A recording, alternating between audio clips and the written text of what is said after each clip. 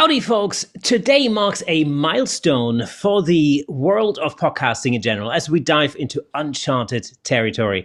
I'm beyond excited to team up with not one, but two renowned hosts from the photography world, Steve Brazill of Behind the Shot and Dave Clayton from He Shoots, He Draws podcast. Together, we're pulling back the curtain to reveal the magic behind your favorite podcast. At least, I'm thinking these are your favorite podcasts, because why would you be watching otherwise? It would make any sense if you think about it. Think about it. Well, one of them. If you've ever wondered, one of them must be. I mean, yeah. But if you've ever wondered what it takes to bring those pearls of wisdom to your ears every week, well, wonder no more. Join us as we peel back the layers and share the behind-the-scenes secrets. Make sure you stick around, because we've got an insider's view coming your way. Right meow. Gentlemen, it's an absolute pleasure being here with you two guys. I mean, I have to say, this to me, it's quite incredible, because I freely admit that before I've ever started the Camera Shake podcast, I was actually listening to both of your podcasts as a mere punter, basically, back in those days before the pandemic, And to be honest with you, for me to be here on this show, doing a collaboration show with both of you guys is awesome. That's all I can say. The joy is ours, my friend. I'm honored that you actually listened to the show before you did yours. But this is, to me, when you texted me and said, "Hey, do you want to do this show with Dave and I?" First of all, I hadn't talked to Dave in a long time, and I love what he's doing. I love what he originally did with Glenn, and I was on the show actually when he was doing it with Glenn, although Glenn wasn't there at that point. And then when he restarted doing it with my buddy Alan Hess, who's 90 minutes from me, again, just a joy to be on with both of you guys as well. When back to when I was doing it, and both myself and Glenn obviously knew you, Steve, and your rich tones, your voice is like just perfect for radio and podcasting. In fact, it was yourself and Ant Pruitt were the two guys I used to listen to and kind of knew in the industry. And podcasting really wasn't a plan for us. It was just something we sort of fell into. And then obviously I met Kersten, and what both of you have done with each of your shows, the production value and the fact that you do it on video, which I've never done as He Shoots, He Draws. So this is a first for me to do like a proper video episode as well. See, this is going to radio. That to me is, that's what Scott Bourne used to say to me all the time was, I don't like doing video shows, but I'll do it for you, but I have a face for radio. It's the reason I'm in radio is because I have a face for radio. But we probably should explain that if you have ever wanted to know about podcasting, the ups, the downs, the successes, the failures, that's the idea of this, is it's three people who have been doing podcasting for a while, and we're just going to spend the next however long talking about making our podcast and what we think of it after having done it for so long. But that is an interesting one to me, because for me, I originally, when I was on the TWIP network, Frederick Van Johnson's network, This Week in Photo, originally for the first year and a half,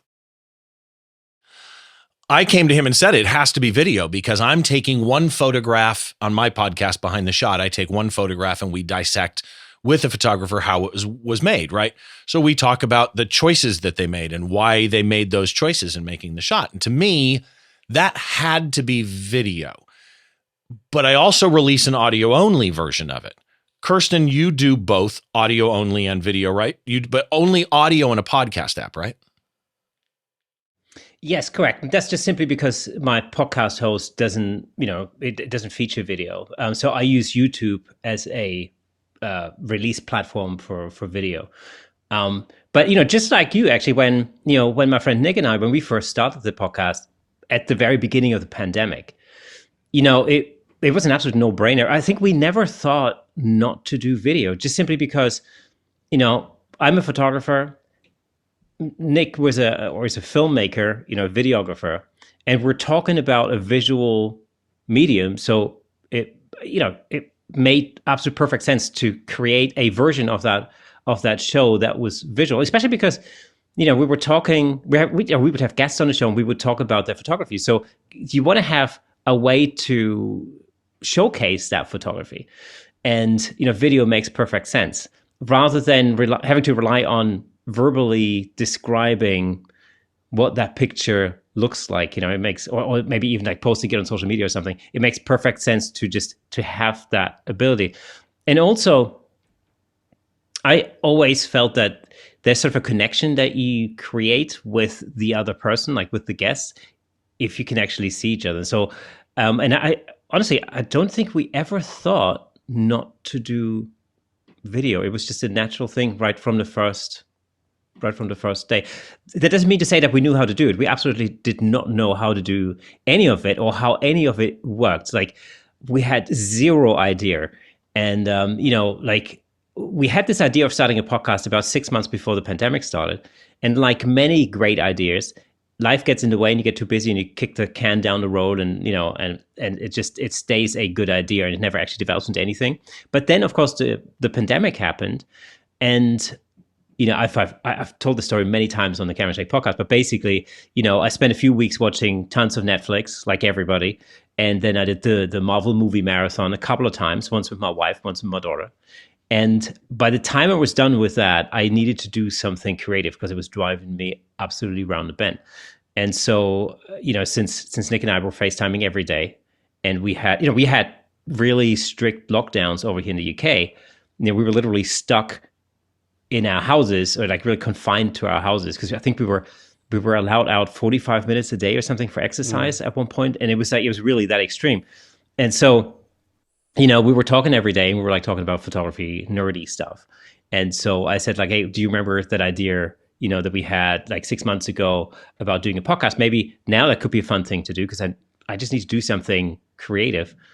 And so I remember this was a Friday afternoon. We were talking about it, and it's this thing, where you think like, oh, this is a really great idea. And then as you talk about it, you come up with lots of obstacles, and you come up with lots of things that you just simply don't know. Like, how, where do podcasts live? How does this whole thing work? How long should it be? Like, what should we talk about? How, and before you know it, you end up talking yourself out of a really good idea.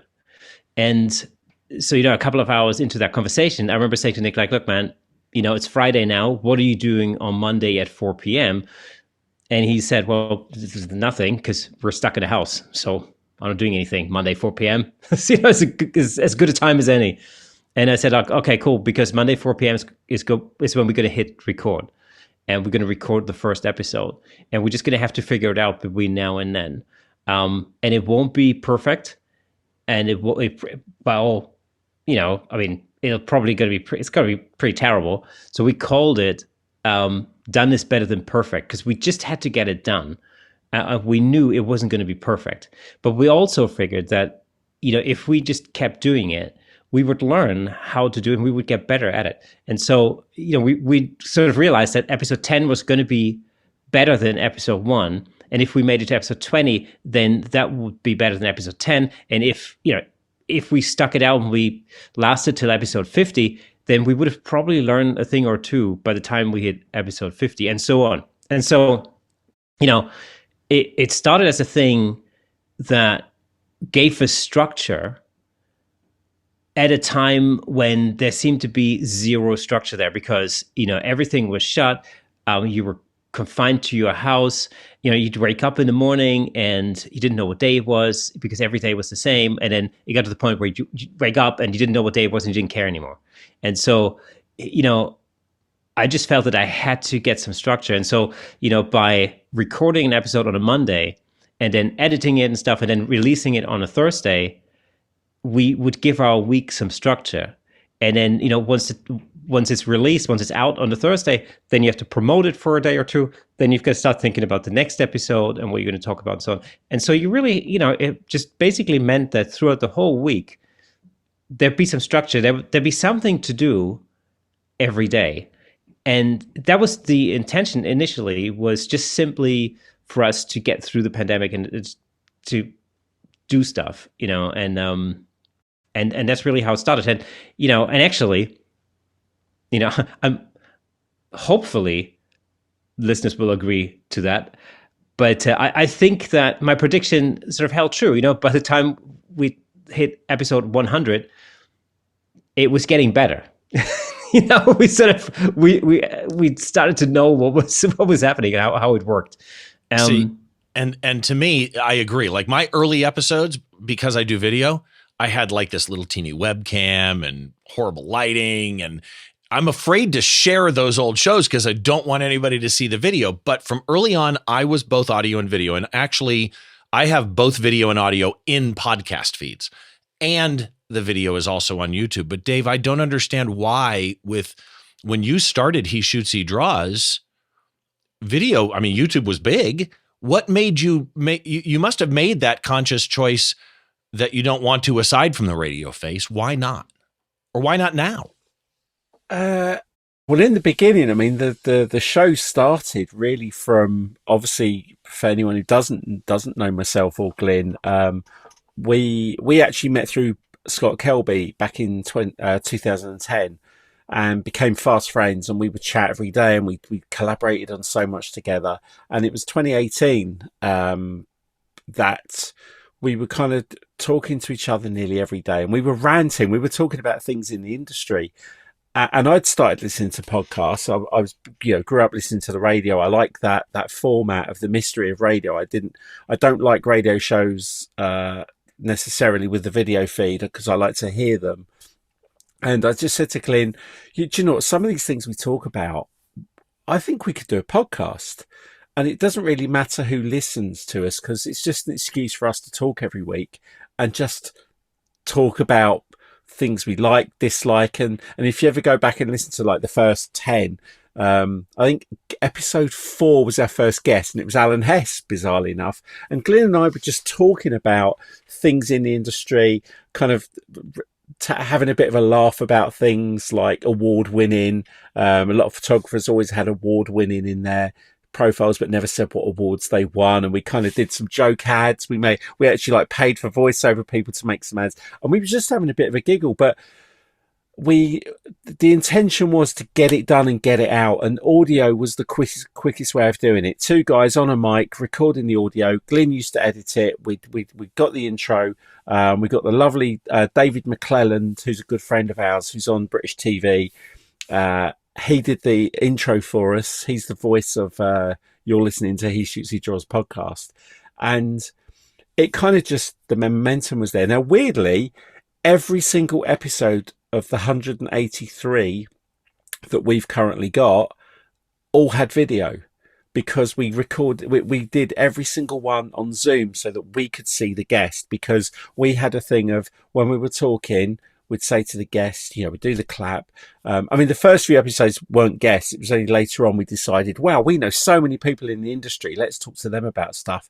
So we'd hold our hand up like in class so that we weren't talking over each other, because that can be quite frustrating. So bizarrely, I don't think I've got all of them, but I had quite a few of them saved, and then it was racking up space on my computer. But every single episode was on video. But weirdly, whenever we used to say to the guests that we had on, don't worry, it's not going to be video, but we're going to be on video to see each other, they were quite relieved because it was less effort for them. They could just sit in their living room, sit in the bathroom, sit wherever, and we could just talk, and we wouldn't have the extra hassle of having to look good on camera. I mean, Glenn is great on camera. He's so professional, and I feel that I know I'll undersell myself, but I just felt like I liked the idea of podcast is audio for me. It was like that was the medium, so it was easy to do. Weirdly, we got some great numbers. I mean, bittersweet that the podcast started the week after my dad passed away, so I'll always remember when we did our first episode. And we got sponsorship straight away. We were getting paid by Westcott. I think I can't remember who the other one was, but we were earning money off it. You realize how unusual that is, right? From episode 1, yeah. I mean, it was like our relationships had kind of borne that fruit. So it paid for the equipment, paid for the hosting, paid for the website and everything. And we were getting like 1,500 people a week listening to the podcast. And I mean, now we're on just short of 318,000 downloads in total. It used to be more, but there was a new regulation where it stopped like bots downloading, and the figures became truer. So we lost about 25% of our numbers. But I said, it doesn't matter because people are listening, but people are listening all over the world. And we couldn't believe when we were talking to other people that had podcasts and thinking, they're getting 5,000-10,000 listeners a week. And we were getting like 3 times what they were getting. And then within, I don't know, 2 years, we've got like 90 odd 5-star reviews on iTunes. It really picked up momentum. But at no point did we ever kind of think, maybe we should do video now. Let's make this a video podcast. It just stuck with the audio. And for me, it's been like your production quality, both of you.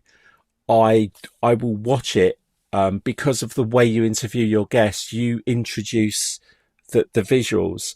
We kind of deliberately didn't do that. So if we spoke about, say, we had Joe McNally on. I think Joe's been on 3 times now, and we spoke about his Burj Khalifa image of his feet, and we referenced it, and we kind of said, go and follow Joe McNally on Instagram and you'll see the image. So we never had to show any of it.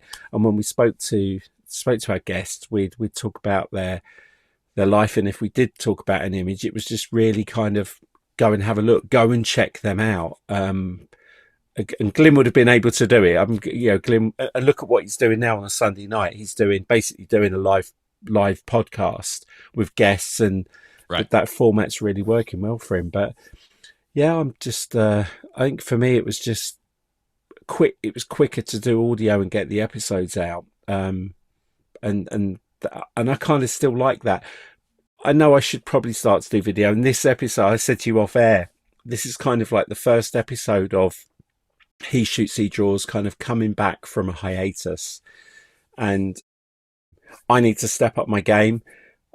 I need to do more video. So I think some episodes, depending on the guest, I will ask if they're happy to do a video episode, and it'd have to go on YouTube for now. But like I said off camera, like you 2 guys on camera look so much better than I do on camera, because I've not got the space, the lighting and everything. So that was kind of part of a reason of not being on video. But be brave, try new things. So I like learning from other podcasts. And it's, it really is like it's sort of it's a long road you travel down. Because I remember in the beginning when Nick and I first started this, we had no idea how to do any of this. I mean, as photographers and as videographers, we know how to light things. But in the beginning, it was like, I remember we started, because it was, like I said earlier, it was right at the beginning of the pandemic. So it was like the full-on lockdown. So there was no way we could be in a room together. So we had to figure out how to do this remotely. How do we film ourselves in our respective homes and then get the files together? In the very beginning, it was literally like, we would be talking to each other on Zoom, and I would film myself with a separate camera. I would then take the SD card, drive over to Eton, which is about a 20-minute drive from here. I'd literally place the SD card on the roof of his car and then text him to say, the SD card is there. I'd jump back into my car, drive back home. He'd come out of his house, pick up this. It's like what do they call it? A dead drop. It's like a spy movie. That's ridiculous, really. But we just didn't know how to do any other way. And so I tried, I remember I tried one background and I didn't like it, and the next episode I'll try something else and I didn't like it. I tried a different corner of my living room or something and I didn't like it. And so and then when the pandemic eased up a little bit, we managed to be in the same room together, and then we tried different sort of sets almost. How do we do it? And it got more complicated. So we'd add, instead of having one camera, we eventually had 3 cameras. So we shot 3 different angles. Then we had, I think, 7 lights at some point. And so, it would get more and more complicated. And so, I would head over to Nick's place. It would take us an hour and a half to set up for an episode. We'd have like gelled background lights and blah, blah, blah, and all the rest of it.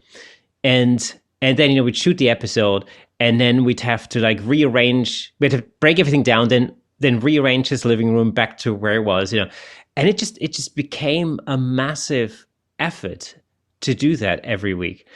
And so, because we always, we kept thinking like, okay, if we add another camera, we can do this, and then that'll be better because we could do that. And if we add lights here and like accent lights, it'll be better. And there was a point where we sort of went like, wait, stop.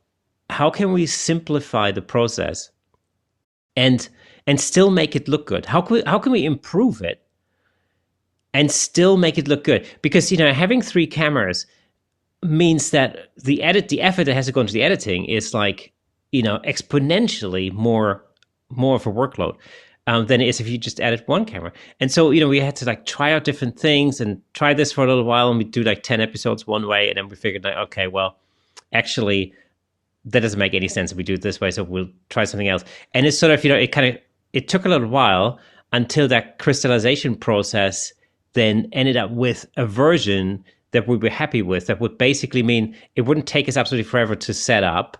We could set up really quickly. We would just use 1 camera. It would still look good. And everything worked. And then, of course, when Nick sort of exited the show, I was then in a situation where I'd have to do everything myself, like all the video editing, which was Nick's result previously. I would then have to do all of that myself. And I then had to literally look at the whole workflow and the whole process, and then just really drastically, reduce it down so that it's manageable. Because what most people might not necessarily realize is that although, this is true for all of us, when we make these episodes, maybe in my case every week, in Steve's case fortnightly, but we still have like other lives and jobs and all the rest of it. It all has to like fit in with everything else. So the more time you spend creating each episode, in a sense, the less likely it becomes that you're going to carry on doing it, And so the idea was really, from my point of view, was how can I streamline this process so that it makes sense? I can actually achieve it, and I can create an episode every week, and I can still remain married. Hey, let me just jump in real quick to tell you about the amazing sponsor of this episode, Platypod. Platypod offers innovative camera support systems designed to unleash your creativity. With their stable, versatile, and portable solutions, you can capture stunning shots like never before. And I'm not just saying that. As the host of the Camera Shake podcast, I can personally vouch for Platypod's incredible products. They've become an integral part of the show. In fact, I'm surrounded by various Platypod products holding up lights, cameras, microphones, and so on. It's really helped to transform the way I make the show and the way I shoot at home, in the studio, and on location. But don't just take my word for it. Explore Platypod's website at www.platypod.com to discover their range of products, including the Platypod Extreme, Platypod tripod heads, and the brand new handle, of course. Make sure to follow Platypod on Instagram and Facebook at Platypod Tripods for exclusive updates, tips, and giveaways. By choosing Platypod, you're not only investing in your photography, but you're also supporting the Camera Shake Photography Podcast. Thanks again to Platypod, our amazing sponsor. Platypod, where innovation never sleeps. It's funny because listening to both of you guys makes me feel a lot better. Because when the way I originally started this podcast, I was talking to Frederick Van Johnson, who I kind of knew, and he came out to LA and we were going to the Magic Castle or something like that. In fact, I'll never forget that one because we're going to the Magic Castle. I picked him up at his hotel and we're on our way. If you don't know what the Magic Castle is, look it up. But I'm taking him to the Magic Castle. Our reservation's like it's 6. It's 5 to 6 and we're 15 minutes away, stuck in traffic. He, in his suit and tie, gets out of the car and starts jogging down the street to go reserve, to make sure that we're there in time. It was hilarious. But that day, I had mentioned to him, I have this idea for a podcast, right? It's me and a guest talking about one of their shots. Basically, it's the two of us interviewing their photo and having the photo answer our questions by basically dissecting this photo. And he looked at me and he said, "Why don't you do it on my network," which is the This Week in Photo Network. And I went, okay, cool, let's do that. And starting out, it was video, but I didn't really know anything about lighting a video. I set myself up in a room. I mentioned earlier that I hated the lighting. I'm afraid to mention those shows to anybody because I'm afraid they're going to look at him and go, oh my God, this guy's absolutely, crap at video. But as I started recording those, he had an editor. I didn't have to edit anything. All I had to do was get the guest, record the show, send the files over to, and I recorded them in Zoom over to the editor, and they put all the lower thirds in and did everything. Well, after about a year and a half, I left the network. And I looked at a couple friends. I said, kind of like Dave with a hiatus, I think I'm done. And a good friend of mine, Troy Miller, wedding photographer here in Southern California, he'd be a good guest for you, by the way, Kersten. Troy insisted that I keep going. So I took about 3 months to revamp the show and do exactly what you mentioned, Kersten. I didn't understand, and I'm a tech guy, like I'm an old school network engineer, but I didn't understand web hosting, that I had to get a host. Now I had to edit the audio and the video myself, which I've got 40 years in radio. Editing the audio is not a problem, but Final Cut Pro, while I could use it, I was by no means any good at it. I had to learn all of that. I relaunched the show, and I did it without skipping an episode until last July. And at the end of last July, I took a hiatus until just about a month or so ago, almost about a 6-month hiatus. But my hiatus was different. I took a hiatus out of, I don't want to use the word frustration, although there was some frustration. But it's kind of like what both of you were saying. Like I say, it makes me feel so much better. It's not a little bit of work. I don't have sponsors. I have a fair amount of downloads, and I've had people offer, but I don't have sponsors. I do all the editing myself. I do all the booking myself. My show is video, takes a little bit longer. And people don't realize that if I release a show that's an hour and 15 minutes, I very easily have 8 to 10 hours into that show by the time I'm done. Between the emails, the prep, the creating the lower thirds, right? Like you're seeing lower thirds in this video. I have to create those for each guest. The editing, the uploading, the writing the email to the guest, the doing the social media posts, it really adds up. And last summer, I'm curious if this ever happened to you guys. So because of my show and the way I do my blog posts, for each guest, I write a little blurb about the guest. I put any links that we talk about and all the links that they want mentioned. You know, sometimes I had somebody the other day actually say to me, you realize some of your guests are using you to promote their workshops and promote their books. And I'm like, yeah, I'm okay with that. Like, it's not an ad.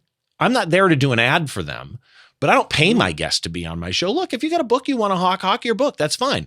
We'll talk about it for a little bit. It's not going to be an entire show. I'll say to you, tell me about your book. You tell me about your book and we move on. But I need photos for the blog post, a sample gallery. I need the photo we're going to talk about. And I don't want to ever mess with somebody's photo if I can avoid it. So I need your photo at 1080 high for video. I need a 16:9 crop for the YouTube poster that I put title text on. I do modify it in that way. And I had a guest, a referral from a mutual friend of all of ours, actually. Well-known person, was going to be on the show.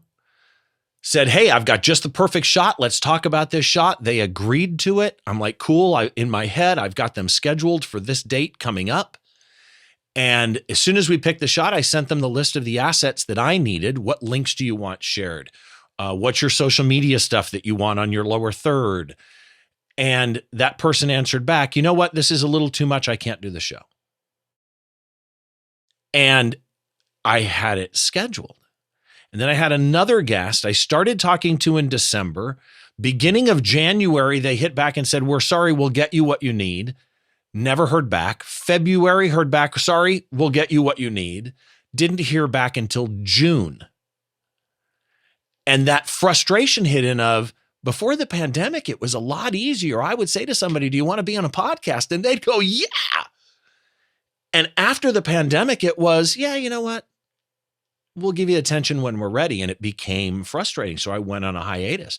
Have you guys ever had, I don't want to say, look, the guests can do what they want. I'm just honored that they're on the show. I don't mean it that way.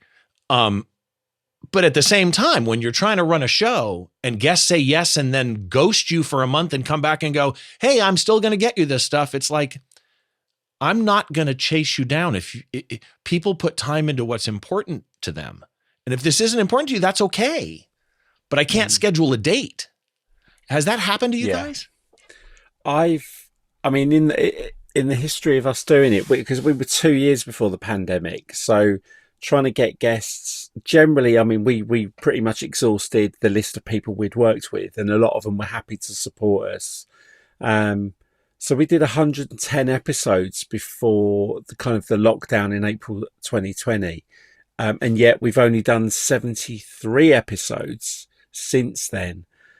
The only guest that like comes to mind was, it was one of those where, you know, if you don't ask, you don't get. And, you know, we got Austin Kleon, we got Chase Jarvis, we got a couple that we didn't think we'd ever get. And then there was this one photographer who I won't name him, but he's a very well-known photographer and an older gentleman.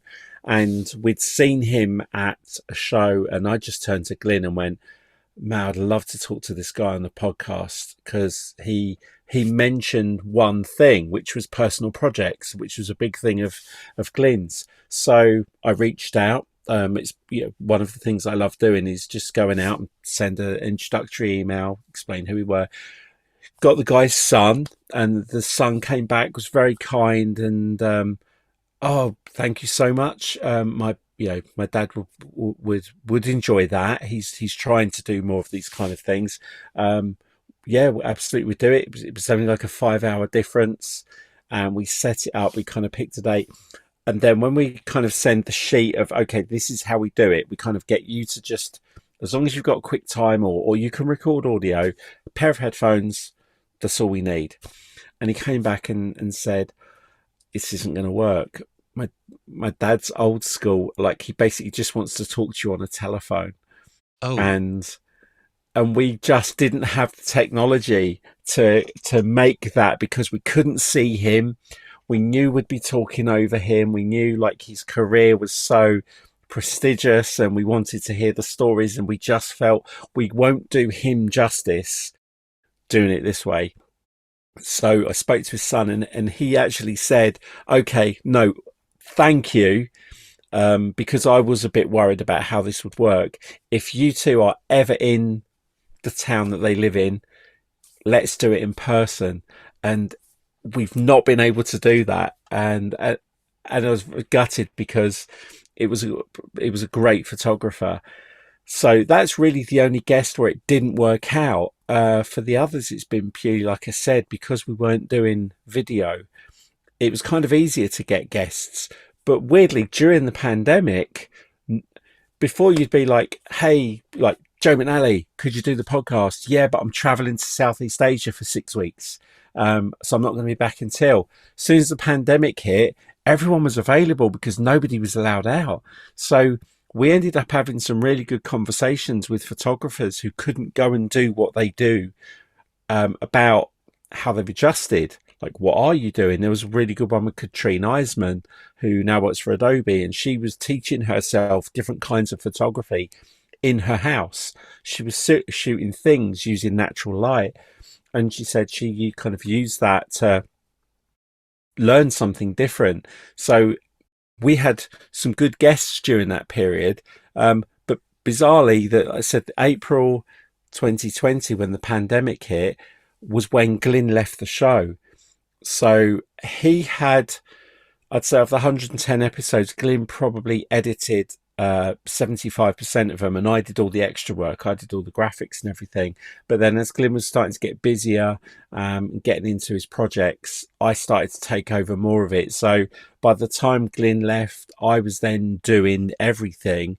He was in the process of trying to move house. It was, you know, he had a lot going on, and we just kind of agreed, let's part and draw a line under it.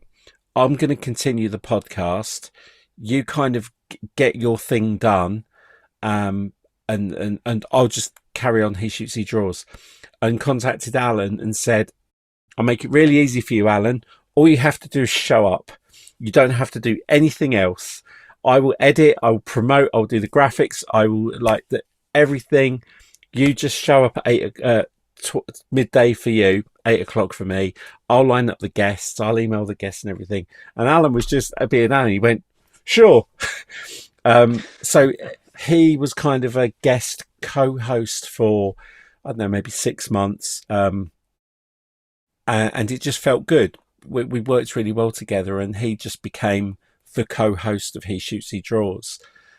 And then when we came out of the pandemic, during the pandemic, obviously, Alan couldn't shoot. Alan was the house photographer at the Pechanga Stadium in San Diego. He lost all his work. So Alan was more available. As soon as we come out of the pandemic, it didn't really affect me as much. But for Alan, his work started picking up, which was great. So there were fewer episodes and bigger gaps between them.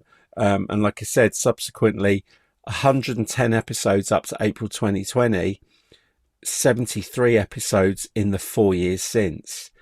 It massively reduced. Yeah, we had no sponsors. Guests were still easy to come by. They were still willing to do it, partly because there was no video. The other thing as well with you two guys, I wanted to ask you was, on the video side, I remember when Glyn and I were first doing it, and there was always a thing about a lot of podcasts fail if they don't reach 8 to 10 episodes. If they don't break that, they fail. They fall to the side. And I was seeing a lot of people kind of going, I know what, I'll do a podcast. I'm just going to start a podcast, and then they'll be going on saying, hey, who do you want me to talk to? And it felt a little bit kind of underprepared, like, oh, I'll just do a podcast for the sake of doing a podcast. Seemed very unprepared. And a lot of them fell by the wayside. They were putting a lot of effort into it, big fanfare. I'm doing a podcast. I'm going to be here. 8, 9, 10 episodes, gone. Nothing more to see. And some of that, I wondered, was, I don't think they appreciated the amount of effort that goes into putting in a podcast, like you said, Steve.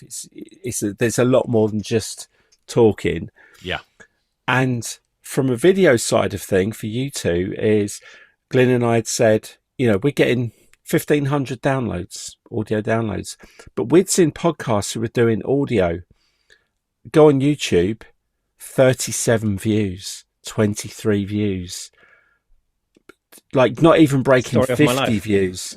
Yeah. And it's like, wow, that's a lot of effort to put in, like you were saying, 7 cameras, 3 mics, production team, dancers in the background, for 37 views. And I remember saying to Glyn, it's because, a monkey sniffing his bum will get 20 million views. Okay. But to sit in front of YouTube for an hour and a half and watch a podcast is quite an investment. Sit in a car. I used to consume podcasts when I was working at Astute Graphics. I spent 24 hours a month in my car. I was listening to about 8 or 9 different podcasts. Of those 8 or 9, I think there's only 2 left that are still existing. I was consuming so much. During the pandemic, numbers took a dive. I mean, more than 50% drop off. We were going from 1,500 to 350, 400, 500. No one was driving. No one was in their car listening. It was habit. So even the audio dropped off because of the people's habits. So, I will only watch a podcast online if the guest is someone I want to watch. And I'll be at home working from home. I'll have it on the side and I'll kind of listen and look up from time to time. But I think the thing was, do I want to put in this much effort on the video if I'm getting 37 views versus 1,000 for the audio? And that was kind of the put off for us. So I mean, how do you two guys feel about that? Okay. So there's so much to unpack on that one. I love this part of the conversation because for years I didn't push YouTube because I have video also in the podcast feed. It's not the same feed. I have a feed for behind the shot audio only and a feed for behind the shot video wherever you get podcasts, right? If that service supports video. So Spotify doesn't support video. It's audio only there. Amazon Music doesn't support video, but Apple Podcast does.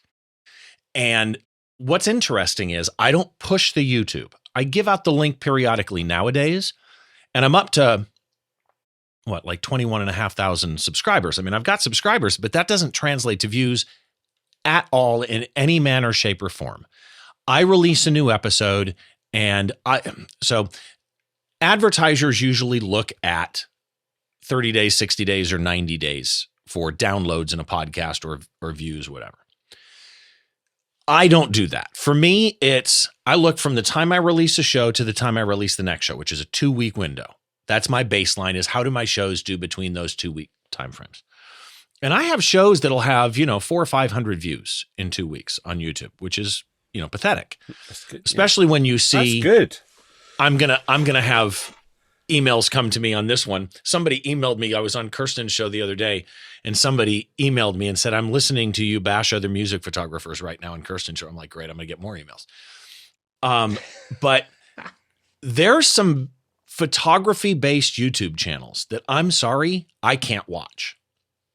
Amazing production quality, but I'm sorry, the host comes across as an ass. And some people may think I do too, but to me, I can't watch some people, and they'll release a video in 3 hours, have 20,000 views. And I don't get it. And I've got 400, but because I have both in my podcast feed, I get a split between the two, and it's surprising to me. About 55, it depends on the episode, right? Some episodes people really want to see it or whatever.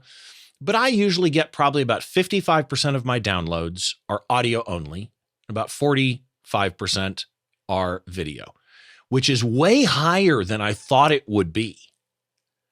Like, I get a fair amount in my podcast downloads. And my podcast downloads, before I took my hiatus, I don't normally share these numbers, but I don't care. Before I took my hiatus last July, I was probably getting 8,000 to 10,000 downloads a month, something like that. Now, when I release an episode, I probably hit 6,500. Maybe I've only done like 3 episodes since I've been back. And I'm probably hitting 6,500, 7,000 downloads a month now. And then as the episode gets older in that 2-week window, that drops, and then it peaks again, and it drops, and it peaks again. And what's interesting is I have had episodes where I tangentially thought, I wonder if this episode's going to have an impact on that. Right? Like, you've mentioned Joe McNally. I've had a few guests on my show that had my heart racing. McNally was one of them, right? I had emailed McNally. His wife had answered back, he's too busy. I'm like, okay, cool, I get it. And then at one point we were on something, and I said something to him, and he goes, yeah, I'll do it. I'm like, cool. And he came on, and I was like shaking inside. It was the same way with the first time I had Scott Kelby on. And I think of Scott as a friend now, but at the time I was panicked. Trey Ratcliffe, I was panicked about. Pete Souza was a huge one for me. When I had Pete on, I was like freaking out. And what's interesting to me is those shows, those guests do not give me the bump in downloads or views that I would have thought they would. Yeah. Like, surprisingly, there is no change in numbers in my show when I have a Joe McNally on versus an unknown. What does it is if I do a gear review. Like, if I do Canon Autofocus Explained, I suddenly, on that video, I've got almost 500,000 views on YouTube and a ton of comments that, I spoke over Rudy too much and interrupted him too much, which goes to what Dave said earlier. When there's a delay in Zoom or on video conferencing, it can be difficult when you're having a real world conversation where people do interrupt each other. It's just tighter, right? On video, if you go, hold on a second, let me dive deeper into that. The person doesn't hear that for a second, so they keep talking. In the real world, if you go, whoa, Kersten, dive deeper in, Kersten stops because he understands that it's a conversation. But I've always been shocked that some YouTube videos that I do, I would think would take off, but I think it's what you said, Dave. People on YouTube want 10 minutes, 5 to 15 minutes. Long form viewing on YouTube, it's just not conducive to it. And my shows are an hour long. I like to think that's what it is. And it's exactly the same. It's exactly the same in my case. Nobody's really, or very few people are going to sit down and they're going to watch a whole Camera Shake podcast episode that's like an hour and a half long, sometimes 2 hours long, right, on YouTube. I can see that in the watch time stats, like I can see how many minutes, like literally minutes, people watch per episode or something on average, and but what I do hear anecdotally, in like comments and stuff, is that people might, they might watch a little bit on YouTube, then they might jump in the car and continue listening on audio on the way to work, and they come back and they listen to it, and when they get back home, they might listen to it a little bit more, or watch it a little bit more on YouTube. But what YouTube does allow you to do, it's another channel, that allows you to do other things. Like for instance, like in my case, when Nick and I first launched the podcast at the very, very beginning, we set up the YouTube channel. But I thought, well, I'm not going to call it Camera Shake Podcast. I'm going to call it just Camera Shake, because I wasn't really sure. I wanted to keep it open as to what I could do with that channel further down the road. Up to now, it's predominantly served as a container to hold the video versions of the podcast. But that's also changing. So over the next 6 months or something, you'll see additional content, literally additional content, that'll go onto the YouTube channel that is not going to really exist in the audio world. And so, if I compare the performance of the podcast on YouTube versus audio, there's really no comparison. It's like you said earlier, like sometimes you have videos and they've, episodes of 67 views or something, and some have several thousand, fine. But the majority are really in the hundreds rather than in the thousands. But then if you look at the performance on audio, it's a completely different kettle of fish. Top 5%, just saying. Okay, so then let me ask then. I want to follow up on what Dave said then. Why do you do the video if you end up with episodes that have 67 views? Why do we do that? It's very simple, because I record it like a video. I basically go video first. I'm not an audio engineer. Although I should know I should know a lot about audio since I've had a career in the music industry, but I'm not an audio engineer. I record the episode as a video, and the audio track of that video becomes the audio version of that website, of that podcast.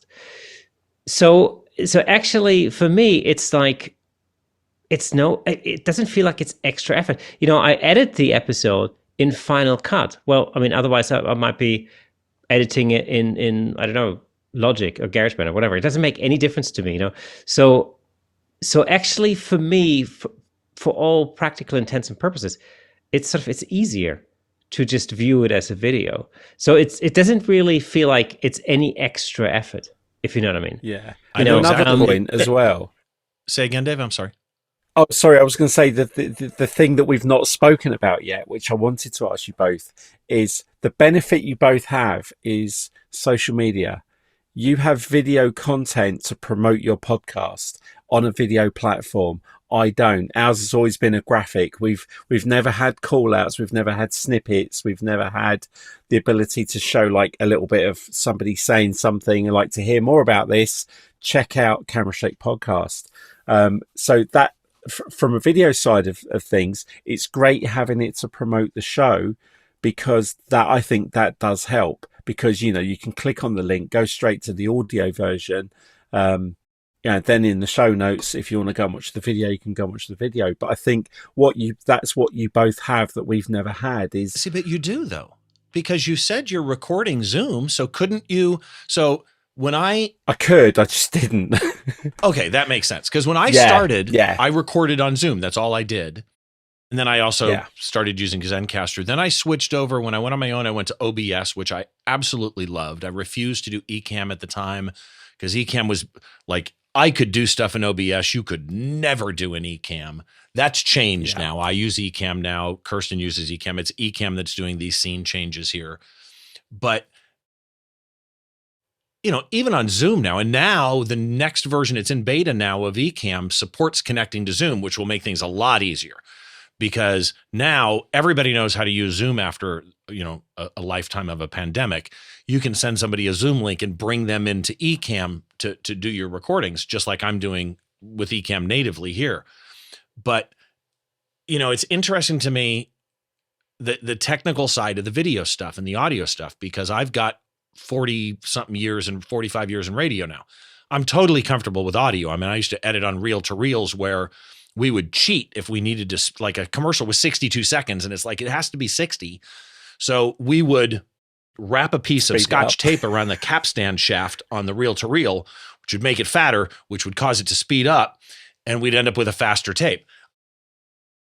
Audio was easy for me in digital or regular format.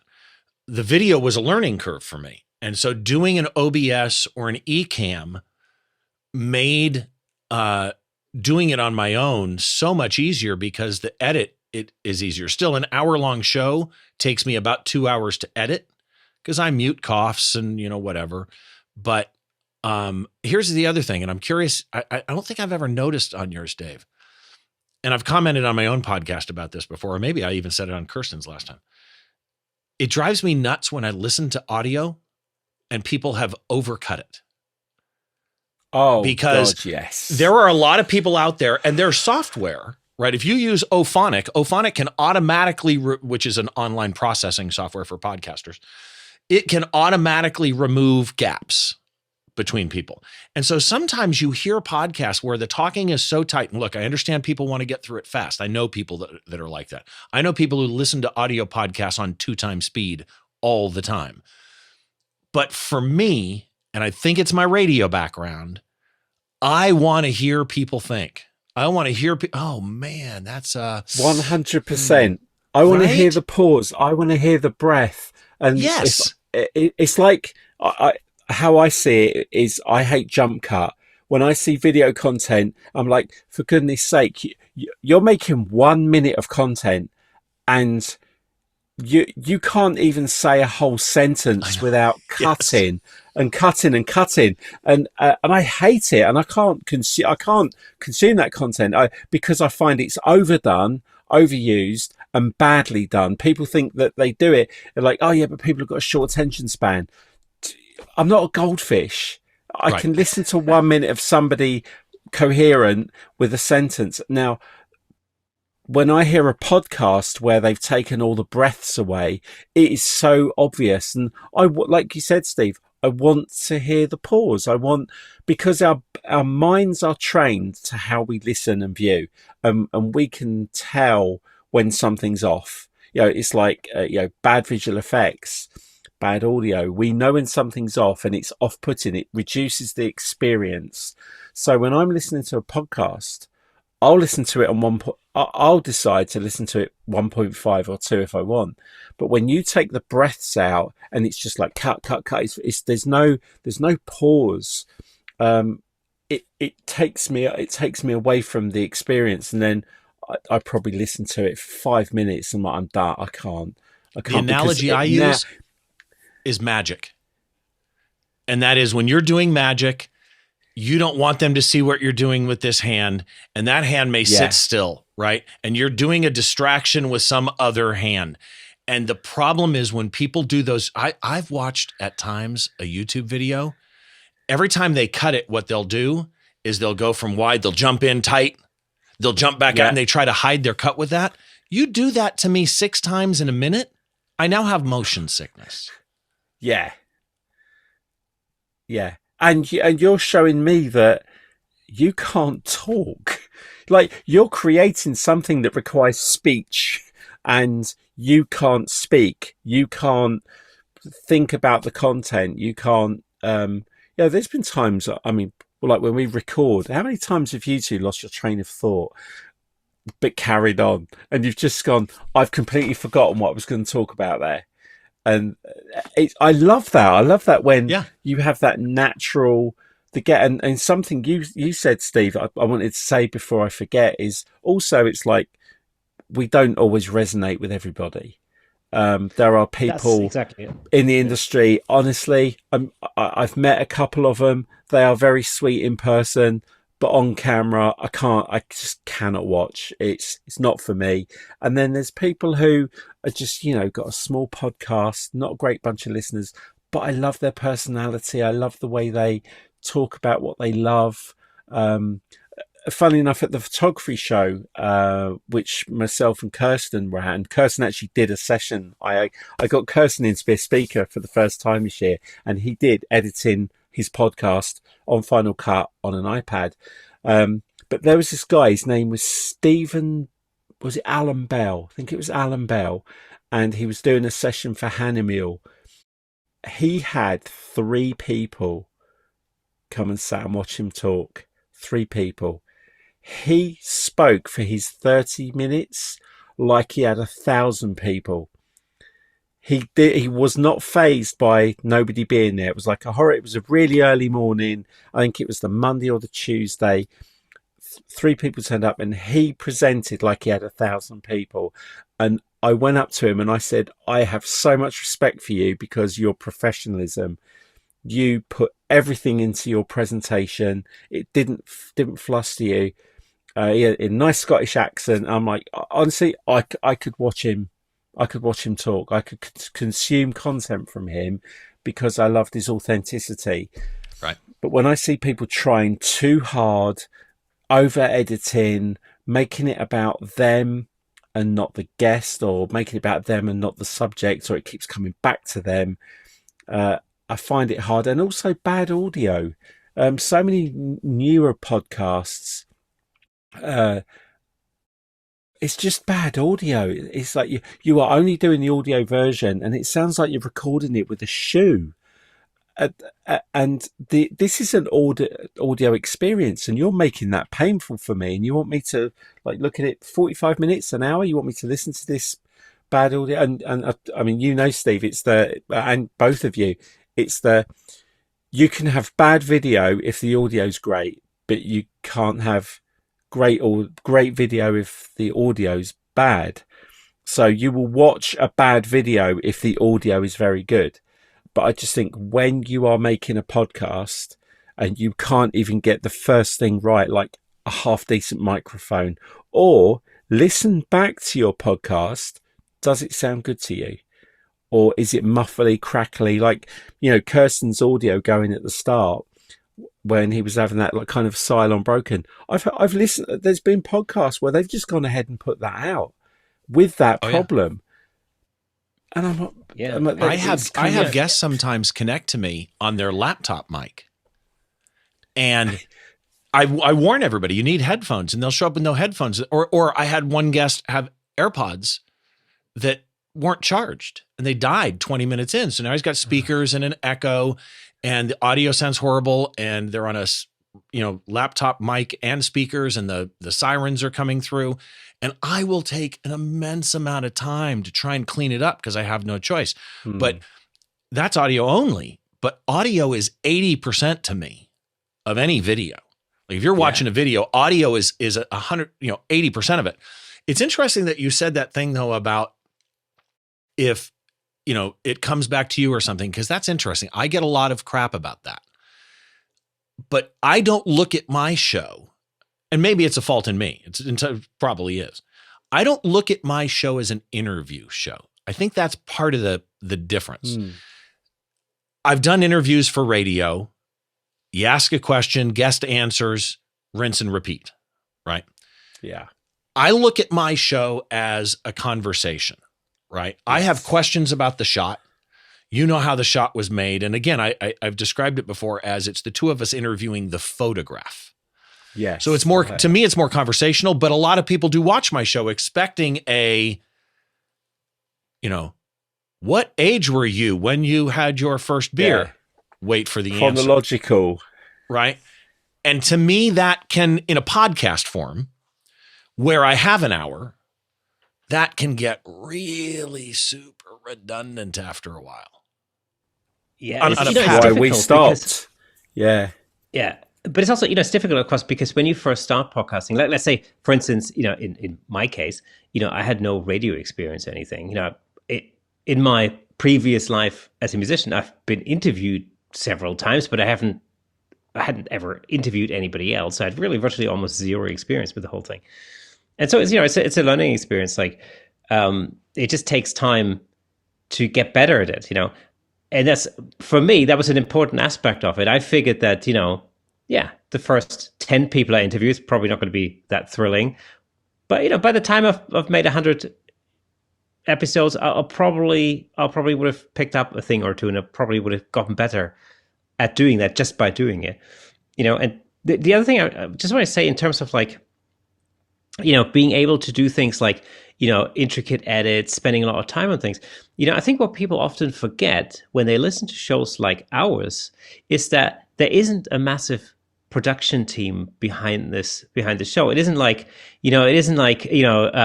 Diaries of a CEO with Stephen Bartlett, where there's like 16 people sitting in back offices. He employs somebody whose sole job it is to think of a title for the next episode. The title guy. I mean, these shows, like our shows, aren't like that. These are one person productions where, as the producer, basically, you have to be everything. You have to be the producer, the presenter, the talent, the writer, the person who does the pre-production, the person who gets on the email or the phone to get the guests in, the person who does the editor. You have to be the editor. Then you have to put it out. You have to be the promoter and the marketer and the face of it and everything. And you literally have to be the whole thing, and everything just comes down to one person. So, and that basically means it takes up a lot of time. And there isn't like the monetary or financial reward that you could say like, yeah, I'll drop everything else and this be my full-time job from now on. So I could actually do all this, so all of us, we're doing this literally on top of all the other things that go on in life. Whether that's life. Yeah, families, life, yeah. It's funny, so you mentioned... Oh, go ahead, I'm sorry. Yeah, and as a consequence, there is a certain balance that you have to strike, between production quality, frequency, and whether you do it at all. Because it's quite easy to kind of go, well, this is just way too much work. I just can't do it all. And so for me, it's always been a question of looking at the process. And this was incidentally, when I the thing I talked about at the photography show was all about that. It's like, how do you break down the process? And how do you, in my case, I took every single step in the process and I applied the 80-20 rule brutally to every single thing. And I literally just fixed it. For those listeners or viewers who don't know, the 80-20 rule, basically, it's essentially a rule where you figure out like, how can I get 80% of the result with 20% of the input? Like 20% of the effort, and if I can still get 80% of the outcome, then we call that good and we'll move on to the next thing, right? So we don't always have to get to the full 100%. So a good example would be the audio processing, for example. So when Nick was part of the show, he was actually a trained audio engineer. That's what he did. He had a recording studio. So for him, so naturally he would process the audio and it sounded great.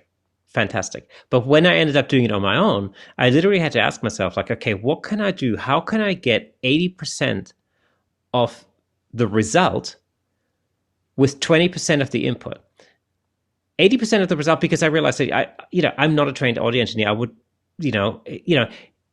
if you give Nick anything to edit, it will always sound better than anything that I could ever produce. And that's just a given, right? But how, could I get like 80% there? And which tools can I use that will allow me to get that result? And of course, we're so lucky that we live in a time where there are AI or electronic, tools out there that we can use that allow us to get that. But I basically applied that to every single part of the process. And that's the only way that I can realistically put out an episode every week without fail, is because I'm not trying to be the best sounding podcast in the world. I'm not trying to be the smoothest video edited podcast or video there is on YouTube. I'm trying to get like 80% there, Yeah. And that's the difference between making, an episode a week or making one episode a month, for example, So for me, and then of course the question then of course very quickly becomes like, well, why do you make an episode a week? You could make an episode a fortnight or an episode a month or whatever. And the answer is very simple. I just love doing it. Like every time, to me, this is like still, I'm whatever, just over 200 episodes in. But to me, every time I have a guest on the other end of the line, and they're giving me their time. Like, they're giving me a couple of hours of their life, and I can ask them anything I want to ask them. To me, that is still mind blowing. That's like my own university, I always call it, because I have learned so much since I started this podcast. I've gotten to know so many people. I've made so many friendships, like yourselves, actually. Right. And so I've gotten to know so many other people. But, I've had the opportunity to speak to people that are really at the top of the game in their genre of photography or business or whatever it may be. And so to me, it's like, it's still mind blowing that for some reason I'm able to have that time and talk to them. And of course, my hope is that if I learn a thing or two, then hopefully the listener or the viewer will also have the same experience and learn a thing or two in each episode. And that's the driving factor. So I want to make an episode every week, because I just can't wait to talk to the next person and see what I can learn from them. That is exactly why I started my show, because I was new in photography, not new, but I had questions. I just would see a photo and it's like, I want to ask the photographer how the damn thing was made. That's the whole reason I started my show. But you're right. We have to wear so many hats. Like I was watching American Idol the other day, and 3 or 4 crew members, union, brought out a mic stand for the next singer. One mic stand, Mike was already in the mic stand. 3 or 4 people doing this, watching the guy set the mic stand down, and then looked over and did a thumbs up. We have to do it all. And my problem is a little bit of OCD. So the automated tools like Adobe Podcasts or Ophonic or something, I've tried them. Sometimes it works. Sometimes I can hear the compression or it over processes it and I don't like it. So I've got it down. If anybody's doing a podcast out there and is looking in this conversation for the technical side, I use Isotope RX. I've got it down where I will rarely do an EQ on people, except if I have to correct that they had a laptop mic or something like that, but I do. I always do compression. And then I bring that audio file and sync it up with the video in Final Cut. So now I'm literally an audio repair person, noise reduction, bring it in, do all of that. I export the audio only, round trip it back to Isotope, where I use a loudness control to set it to what's called -16 LUFS for Apple Podcasts. It's not just normalizing to -1 dB or something like that. There's a loudness standard for podcasts that I level to. Bring that audio back into Final Cut, export that video out. You have to learn to do all of this stuff that in some ways is really fun. I just don't want to spend my whole life doing it. And the problem is when you're a control freak, I don't trust some of the automated tools to do that. So I've learned it. And I don't think it's a bad thing that I've learned it. But even for me, I've come up with that workflow that I'm not sure is 80-20. It's probably 95-5. But it's the same thing, right? I'm trying to get it done as fast as possible, which I'm like Kersten, I approach it video first. But the hardest thing for me was when I was starting, I didn't even know where to go for some things. Like for me, just finding hosting was stressful. Like that was, and again, I'm a tech guy, right? But for me, it's like I'm looking at all these hosting companies going, do I go with Libsyn? Do I go with Simplecast? Do I go with Anchor? Do I go with the one I chose, which is Blueberry? Deciding on those price schemes versus formatting versus Blueberry lets me publish the episode and upload it from within my WordPress blog. The feed URL is my domain name. It's not libsyn.com/ behindtheshot.libsyn.com or something like that. These are all the decisions that have to be made. And if you're into tech at all, it's really fun to figure out.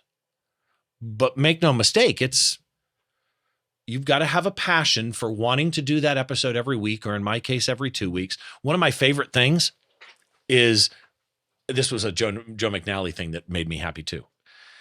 is when you ask somebody a question and instantly they go, oh, wow, good question.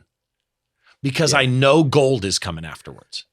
Like you can tell when you ask a question somebody didn't expect, but they're not offended by or not bothered by, right?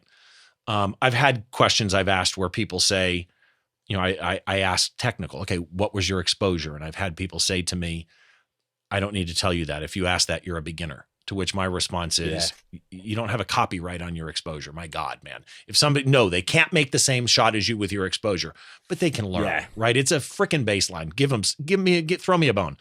But yeah, it's when I ask a question like that, to me, and they say good question, I know something gold is coming. Yeah. When we've had guests, we've always said, is there anything you don't want to talk about? I don't want to take you in a place where there's an awkwardness or there's something, recently that's happened. You might have something ongoing that you don't want to, we don't want to talk, bad about other people. So we've always tried to avoid that. You talking about I've been making notes so I don't forget these things. It was interesting what you said about the same thing. I've got a Word document up going, don't forget to ask about this. Yeah. So when you said about the interview versus a conversation, when Glyn and I started it was really a series of conversations and people like just having a chat about things. But we found very quickly we were getting into the interview, and it was becoming this week's interview, an interview with, and we had chronological questions and we would go through and there'd be key things we wanted to ask about. And that's kind of where it started to get very formulaic and like thinking of a guest. And that's where my joy started to kind of go. And then that's why there were less episodes, there were bigger gaps. And then over time, it's just like an intervention thing. I got lazy and I was putting in next to no effort into the podcast. I do the graphics. I've got a Illustrator file set up to make the squares. I'd get the image. I'd try and think of a title, try not to be clickbait. But in the end, I'm just doing a Zoom call and I'm just using the audio straight out of Zoom. I might run it through enhanced speech in Premiere Pro because I always edit in Premiere Pro. I'd take the feed in. So where it used to be, Steve, you record your audio, I'll record my audio, I'd match it. I always edited in Premiere Pro. I never used Audition. I'd line everything up, and then obviously the enhanced speech came along and would fix it with some filters and things. The last episode I put out with Sharon, who was somebody I saw on TikTok, and she ran a small business, and I just wanted to talk to her, kind of give her a little bit of a boost, a platform to chat about her business. And it literally was Zoom, finish, we chat, finished. I did yes, that's right, Sharon Harrison. She was lovely, and it was a really good chat, and it was probably the quickest, fastest, laziest edit I'd done because it was purely the Zoom audio with a little bit of enhancement, topped and tailed it, put it out. Haven't done an episode since, September. And it was after that I felt like I really enjoyed that chat, but I realised I just put no effort into this and I needed to take a break from it. I needed to step away. It's a bit like with presenting. I like going to watch presenters, not because what they're teaching me, it's how they present. So when I consume podcasts, I like listening to how they start the show, how they structure the show, how they have breaks, where they bring in ads. Are there too many ads at the start? What music they're using, how they're just piecing it all together. And I needed that time away to appreciate the art of podcasting again, for me to want to go back into it and not just do it for the sake of doing it. Because one of the nicest things that happened a long, long time ago when Glyn and I were doing what we did was we'd see people. I would meet people in the industry and they'd go, "Oh, hi Dave, how you doing? Where's Glyn?" What's Glyn up to? What's he doing? And I said to him, I felt like Gromit to his Wallace. I felt like Robin to his Batman. I was the sidekick, Right. and it would always be, "Hi, Dave, but where's Glyn?" And because Glyn's always been steps ahead of me in terms of content production, what he does, because I've got a day job. He's always done his thing. The really lovely moment was the photography show after we started doing the podcast, and we've done, I don't know, maybe 25, 30 episodes. And somebody came up and was like, "Dave, oh man, love the podcast." And every conversation after then was never, "Where's Glyn?" I wasn't his mate that was just tagging along. Even now, people are like, at a photography show, "You still doing the podcast?" "Oh, I love the podcast. It's one of my favourite ones." It's like, "Oh, you haven't done an episode in a while." And yeah, I love listening to you and Alan. And it was nice that people were enjoying listening, and it didn't matter. I was just looking at the stats, funny enough, because we're on Simplecast. And when I was putting out episodes over the past year, or at least from September backwards, that first kind of week or so would be around 300, 350 downloads, which I was still pleased about, because that means there's 350 people somewhere listening to us talking about whatever. But I just went in and checked the stats, and since September to now, the last 10, 12 episodes are all around 900, 960, 1,000, 1,200. We are still getting people listening to old episodes. And when I go in the stats, there was one weekend where I had 300 downloads over a weekend. I haven't put an episode out since September. So right. People are consuming it. And I feel like I've let the podcast down by not concentrating on it. But like we said, Steve, it's a lot of work. And I'm only doing audio. I'm not even doing video. And when I said about I don't like bad audio, I don't like when you can tell a show's on autopilot, I didn't want to become that person. So I'm glad I've taken the break, and I'm glad we're back today talking about this stuff, because it's invigorated me. Because when I met Kersten, he wasn't doing a podcast. Now he's done more episodes than we've done. You, Steve, you've been on the radio. I mean, I'm a big radio fan, and I'm a huge DJ fan, and grew up. In fact, this is going off topic a little bit. A guy turned up at my house last week, and I thought he was a politician asking who I'm going to vote for in the upcoming election. Wasn't. It was a guy from Rajar, Rajar, asking about radio listening habits. Do I listen to the radio? And could I answer a couple of questions? And we stood chatting for probably about 15 minutes. And I've now got this diary that I fill in for them. You're a diary holder? Yeah. I love that. So I'm going to fill this in, because there are a couple of radio stations I listen to. And I told him how I consume it. I use an app. I use my car radio. I'll tell you which shows I listen to. I was more than happy to listen to that, because I can remember being 14, 15, sat in my bedroom, gone to bed, lights off, and I had my little transistor radio. And I used to listen to a guy called Tommy Boyd on, it was a London radio station, and be under the covers with a little earpiece. And I used to love listening to the radio. And that gave me that's why I love podcasts, and why I like listening to different content, and the effort that we put in to do a good job. I think there's a lot of people who appreciate the hard work we do, even if there's times we feel like we're doing all this hard work. Is anyone even bothering? I appreciate the fact that people listen. And I tell you one thing. Like when both of you guys took a little break, right? I was literally panicking. No. I was like literally.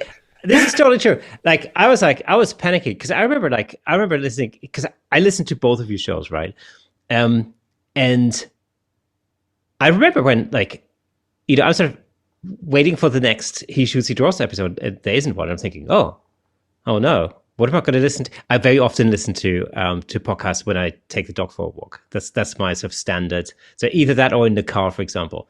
And then I remember, like, Steve, when you took a break, and I'm there going, "What? What's happening? Where's the behind the shot episode? Like, have I missed something? Like, is he sick?" You want to know? You want to know what's funny? Nobody mentioned anything to me. I think it was like 2 months after I stopped recording that my buddy who lives by me and does PR for some big camera companies, gets me a lot of my guests actually, said to me, hey, I saw that you took a break. Other than that, nobody mentioned it, which kind of made the break longer because it's like nobody misses me. Dave said something fascinating to me. Like, you said you would tell people or ask people, is there any topic that you don't want to get into? Because again, you don't know what people are going on in their life. I understand that. Again, maybe it's the radio in me. I don't mind an uncomfortable moment. I can cut it out. It's recorded. It's not live if need be. I had one where somebody made a pic of a photographer, and after we were done, they emailed me and said, I'm thinking back on that. I don't think I sounded very good there. Could we cut that out? And I said, well, let me listen to it. And if I think that you don't sound good, I don't want to put anything out where you don't sound good. But sometimes if you prep things not to breach, that accidentally has tangents that cause you to avoid something that might be okay, that might be heartfelt, that might be that, good question moment, right? Mm-hmm. And I kind of don't ever want to avoid those things. The bigger thing for me than making somebody uncomfortable is controlling the flow of the show. Because one of the things I think most listeners / viewers don't realize is we're not just interviewers or hosts or whatever you want to call it for a podcast or a YouTube thing. We're also moderators. I've had guests, and we've seen this on television talk shows, right? You watch Graham Norton or you watch Jimmy Fallon or whatever. There are those guests that you ask this radically complex, in-depth question. Yeah. Right? We've had that where they're one or the opposite, where you ask somebody a question, which would probably be me. I'm a talker. I admit it. But you ask somebody a question and you want to keep the show to an hour. I mean, this show is going to be 2 hours by the time we're done. This is too fun, but still. My normal shows are usually 45 minutes to about an hour 15 or something. And you ask somebody a question and you've got to get through, you have a body of questions you want to get to. Like, you can't not ask some of these questions of this guest. And what should have been, really honestly, a sentence, maybe 2 sentences. 5 minutes later, they're going on. And you have to find a way, which luckily from radio, I have tricks that I use to pull the attention back to me, hopefully cleanly. Doesn't always work. My Canon episode, again, people complained about that. But people don't realize that we also have to periodically interrupt a guest to pull it back to us so that we can steer the show. Like, you can't just let the guest just take over and talk. Do you guys find that? Yes. Go on, Kersten. Absolutely. Here's something interesting you actually mentioned. What I wonder is, like, how important is, and this is really a question for both of you, like, how important is sort of audience reaction to you when you put the show together? Like, when somebody comments on something like that, for example, how much do you take that to heart? And how important is that to you in the way that you then carry on making your shows? Do you know, in all the time we've been doing the show, and we've tried to have interesting guests and interesting questions, and we do put effort into the questions. We do try to, I can't think of anyone specifically off the top of my head that had an awkward question, but I do remember one piece of feedback that came through once on one of the episodes. And all I said in the episode, all we were talking about in the episode was we were on about the royal family. And I had said, look, at the end of the day, the royal family do not affect my life. I grew up with history. We have great history in this country. A lot of our history is based around the royalty, kings and queens, and from William the Conqueror. I've stood in the battlefield in battle where he had arrow through his eye, all of that. I think it's incredible. And all I said was, I don't begrudge the royal family what they have and what they do, because it does not affect me. And we pay, as citizens of this country, we pay £1.60 each per year. So $2 a year we pay for the upkeep of the royal family. And they in turn generate revenue for the country. They get a little bit back to maintain it. And I said, and I have no problem with that. They entertain us. They do good things. They bring in tourism. This guy contacted me. Oh boy! And all he focused on was Prince Andrew, and absolutely went for me. Like, called me some like disgusting names. Really went for me. Like, I agree with the rumours. I'm not going to get into litigation stuff over this, but there's right. A lot of things being said about some things that had happened, and he went for me. He called me scum, and being a father, I'm very much kill them with kindness. Don't get in a fight. And I went back and I said, thank you for your feedback. I think you've kind of misinterpreted what we were talking about. And I feel that your reaction to this is crossed a line. So what you're referring to, what you're calling me, what you're saying, I'm a father. I have children. That is not me. I think that the character assassination you're making on me is uncalled for, and quite honestly, I don't appreciate it. And whatever's going on in your life right now this has triggered you, sort it out. So, because the way you're taking it out on me is really, really uncalled for, and I don't appreciate it. And I got a reply. I could have left it, but I just wanted to address it, and I got a reply, and it was less aggressive, but still aggressive. And I explained to him, I said, look, I totally understand where you're coming from. I don't agree with everything they do, any more than somebody who loves NFL and loves their team, but their quarterback is in police custody because they've beaten the crap out of their partner. That's equally that people do bad things, but you can't tar everyone.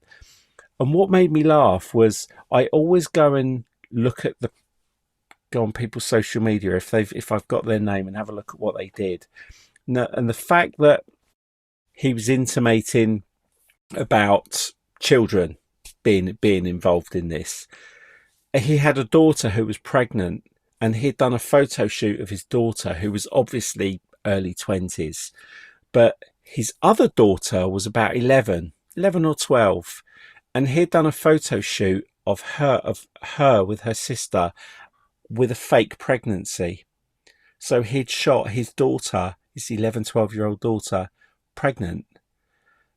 And I just thought, that's how strange that he's come at me with this thing.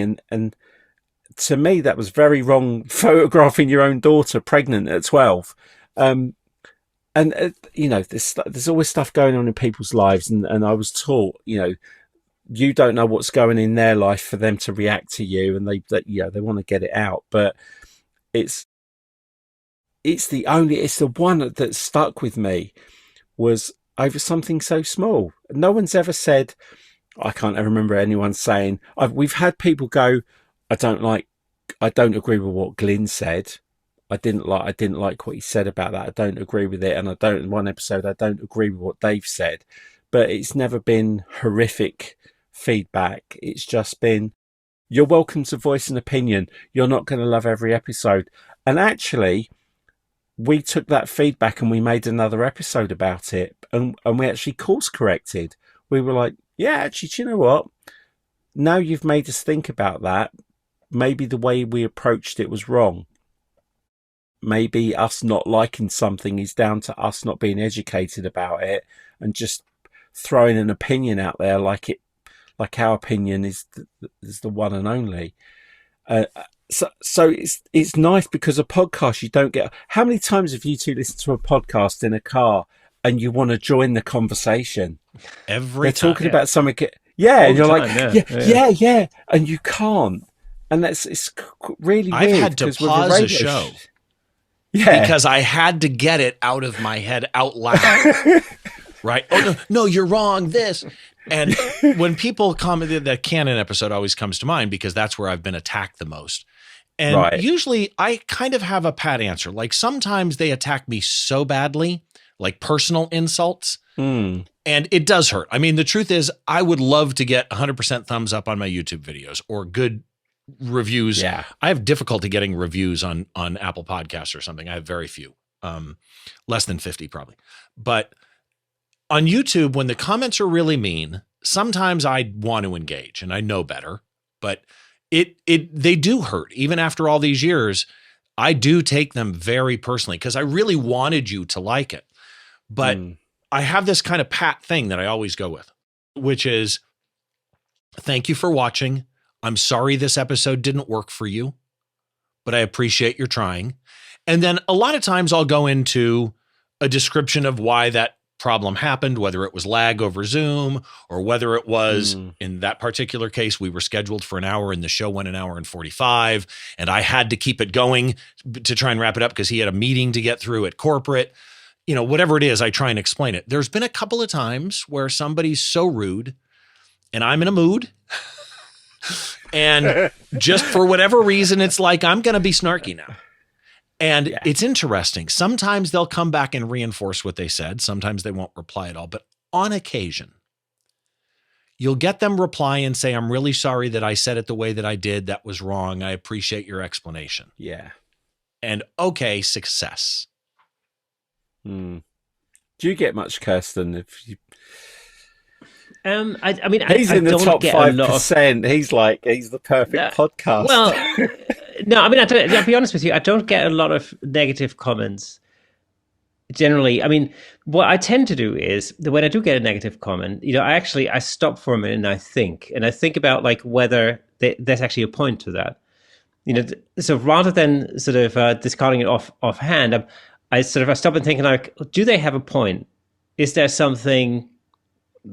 Can I learn something from that? You know, did I do or say what they perceive me as having said? You know, and sometimes, you know, I watch something back and I think, oh yeah, I can see how that may have come across like that. But then I can address that comment in that way. But, you know, sometimes it's just a matter of like, well, no, I actually meant what I said. And here are the reasons why, you know? Yeah. And so, you know, I can stick to my guns just the same. But I think it's important to just take, for me anyway, it's important to take a step back and actually just get sort of a wide angle view and so just try and understand where that comment is coming from.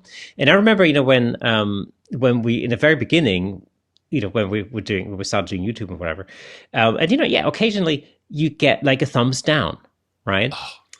On one of the episodes. And I can see how that initially is like... Kills me. Yeah. But then, you know, and I remember Nick used to get really frustrated with that, you know? And then you look at it and you go like, oh, let's say, for instance, in the beginning, like, let's say you have 10 thumbs up and 1 thumb down or something. And he would get really frustrated about it. I remember I used to think like, well, but 90% of the people that watched that thought it was good. Or 90% of the people that actually took out, you know, made the effort to actually do the, you know, click the like button, you know, thought it was good. And just because one person didn't like it, that's not going to ruin my day. The problem is mentally, fine. It skews your, like my channel percentage is like 97%, but I'll have a video that'll go down to 94 because I've got one, and I still think there's one guy that hates me because I'll get thumbs downs on videos 5 minutes after I release an hour video. Yeah. But the truth is the thumbs down isn't you. I mean, I know that the thumbs down is telling the algorithm, don't show me more of this on YouTube. It's not a thumbs down on your content. But for some people in their head, it is. Right. Yeah. Yeah. And, you know, and some people like, I mean, but, you know, you've got to like, I think in everyday life,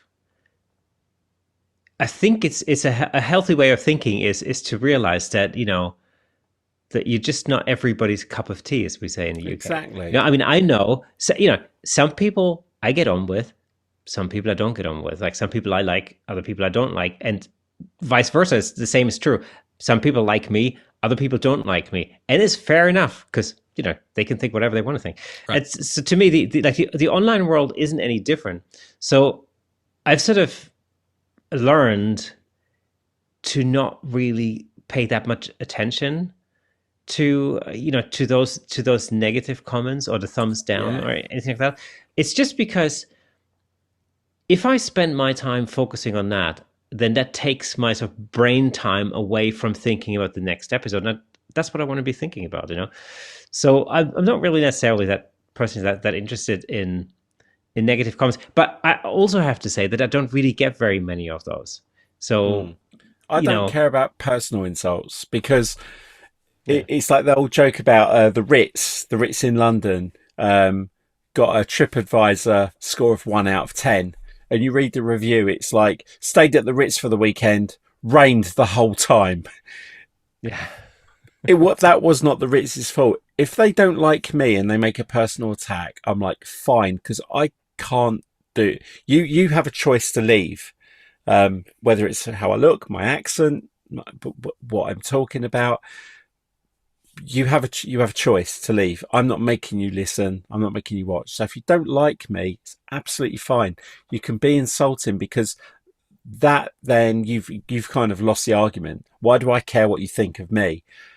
If you say that subject was really boring, your guest was really boring, I think you could have asked better questions. When it's more of a kind of a critique-y, even though it can be snarky, it's more helpful to find out, I wonder why that one person versus, the 999 people that liked it. What was it about that one thing? And it's like, I take it on board. I try not to let it hurt, but it's kind of like someone leaving a comment.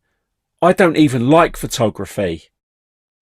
Why do you listen? Yeah. And someone said to me once about feedback. In fact, I think it was Scott Kelby said, ignore the best review you've ever had and ignore the worst review you've ever had, because the best review is probably your mum, and you could fart into the microphone and she'd still be proud of you and say it's the best thing you've ever done. And the worst review could be that guy's wife left him for an Englishman that morning. There's just something in their life could have happened that you can't do anything about. So ignore the worst, ignore the best, and take everything in between. And some of it is good critique. I've had critique about what I've spoken about, critique about guests, different things that you kind of take on board.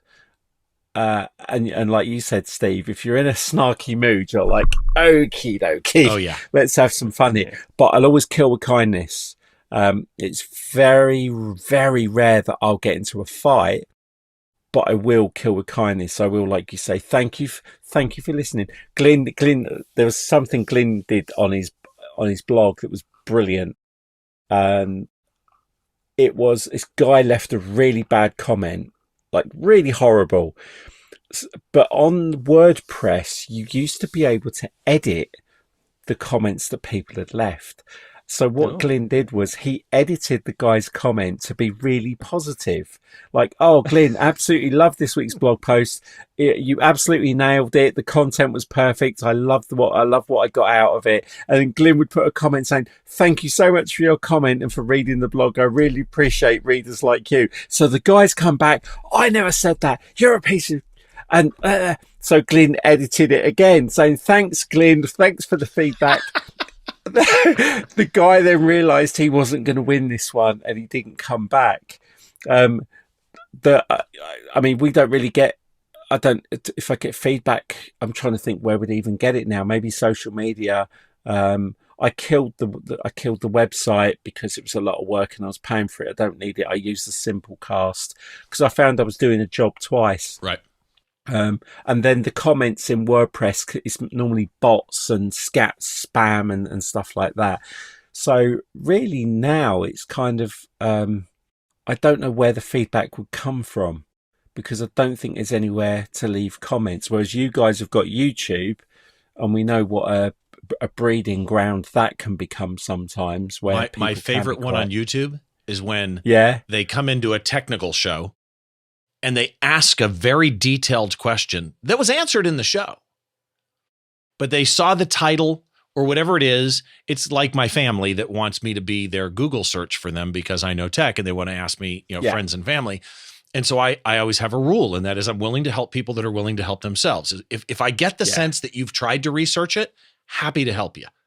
If I get the sense that you're using me as a faster way to type your Google search, I'm not going to help you. And so a lot of times I always try and answer the questions, but there's some frustration sometimes when it's, which case should I use on a Canon camera for photographing, horses jumping, cows jumping over the moon? Well, we specifically addressed cows jumping over the moon at the 38-second mark. I have a question for you guys, actually.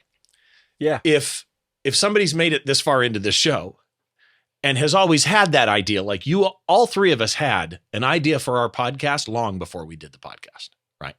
If there's somebody out there, and I still think podcasting is a blast. I think podcasting is something everybody should do. If you've got an idea for a podcast, say again? Everyone can do. Everyone can do. It's democratized communication for both good and bad. But if there's somebody out there right now that's thinking, I can do better than these three idiots, and I just don't know, I wish I had some insight. If you were going to give somebody starting a podcast, whether it be on interviewing, on the back end, on whatever, what would your one tip be for people? And I'll go last. Do you want to go first, Kersten? What could you do better? Well, just a tip for somebody on doing podcasting. I want to start a podcast tomorrow, Kersten. What piece of advice would you give me to make it a good show? And run away is not an appropriate answer. Just do it and manage your expectations. That's the biggest thing, because the reason why the average lifespan of a podcast is like 7 episodes is because people think it's a great idea. They get into it super enthusiastically. Then they get started and realize it's a lot of work, and then they survive on average 7 episodes. And so, and it's really just, it's because people get frustrated. Like, you make an episode, you think it's the best thing since sliced bread, you put it out, and then, you figure, there's only my mom is listening to it. And you get really frustrated with the viewing numbers. And your mom gives you a thumbs down. Yeah, exactly, right? And so, and it's my dogs listening, not even I can honestly say, look, in 203 episodes, right? My wife has not once listened to an entire episode of the Camera Shake podcast, right? She's not listened to yours either. Yeah. That'd be weird, right? She listens to your show every week. She's never listened to mine. Dang it. But it's like, if you need to investigate your motives as to why it is that you want to make a podcast in the first place. And I think if your heart's in the right place, and if your motives are, genuine, and if you can learn to love the process, then podcasting becomes the most beautiful, creative, and communicative pastime and educational pastime that there is, because it's just an incredible opportunity to learn, to communicate, to exchange views and have conversations with other people. If you focus on the effort bit, or if you focus on the reward part, like how many downloads do I get? How many listens do I get? How many views do I get? Whatever. If that's your focus, if the numbers are your focus, you are destined to die very, very, very quickly. Which is why I openly admit I'm not really that interested in the numbers. I found out the other day, by sheer coincidence, when I saw a statistic of the Nielsen index, that apparently the Camera Shake podcast is in the top 5% of all podcasts worldwide. Well, what? Well, how did that happen? I absolutely zero idea that was going on, and it completely floors me because I have no expectations. And the reason why I can do this and I can put an episode out every week is because I really have no expectations. I'm as frazzled as anybody around me how far this podcast has gotten since the beginning of the pandemic, and what has come of it. I'm just as surprised as anybody else, and I'm just as naively sort of going into the future. But that protects me from getting frustrated about not having enough downloads or not having enough, views or whatever, because I genuinely, that's not why I'm doing it. I really, I can honestly say that if it was still the case that my mom and my dog and my neighbor were the only people listening to this podcast, if I think about all the takeaways that I've had over the last 4 years doing this, all the things that I've learned, I would do it all over again in a heartbeat. I mean, that's the thing. So find the right motivation for it. Don't worry about the numbers. You can think of it like a snowball rolling down a slope, and it will, over time, it will just pick up and pick up and pick up more snow. But it is a marathon and not a sprint. Anybody who wants to get to like the heights of Joe Rogan style, podcast success in the first 10 episodes, or anybody who thinks that they will go viral, if that's your motivation, you are dead in the water right from the get-go. Don't even start. Go do something else. If your ambition is to go viral in the world of social media or podcasting, like, this isn't for you because the chances are so minuscule, right? Yeah. Do it for the right reasons. Do it because you love it. Do it because you can get the things out of it that only that are important to you, and then just go and do it. Don't worry about it. Like, remember, done is better than perfect. Don't worry about making, if you want to make the first episode perfect, if you really, if that's the thing that's holding you back, you will never get that first episode out. That's the thing. Like, because I hear that all the time. I'm like, oh yeah, I got to do this, and then I'm just waiting for that microphone. I want to update it, so now I've got to learn about this, and I don't, I haven't recorded the first episode yet because I haven't figured that one out yet. And it's like, I've been a guest on podcasts where the podcast host just put an iPhone in front of me and pressed record, and that was it. Yeah, I mean, it can't get any simpler or more simplistic than that. But it worked. It was absolutely fine. So if it's really something you want to do, examine your motives and, focus on the things that will bring you joy. And those are the things that are going to turn into the things that will drive you into showing up, every week or every fortnight, or whatever you promise your audience that you're going to do. Because this is the other thing, just like in real life, it's all about keeping promises. If I promise my audience that I will show up on a Thursday at 2 p.m. GMT, which is when I release an episode, I feel obliged to keep that promise, and that's what drives me. Like this, the little kick up the ass that sometimes I need, to make sure I sit down and I edit that episode, or I finish that, or I design the thumbnail, or whatever it may be. But I like that little bit of pressure. So these are the things that drive me. If you want to start a podcast, trust me, it's the most rewarding, most beautiful thing that you could possibly do. But make sure you understand what your motives are. I think that's mine. I was going to say in just a few simple words, that's my piece of advice. It's probably more than just a few simple words, but you get the gist. What about you, Dave? I can do mine in one word, because motivation's a good one. Consistency. From day one, consistency.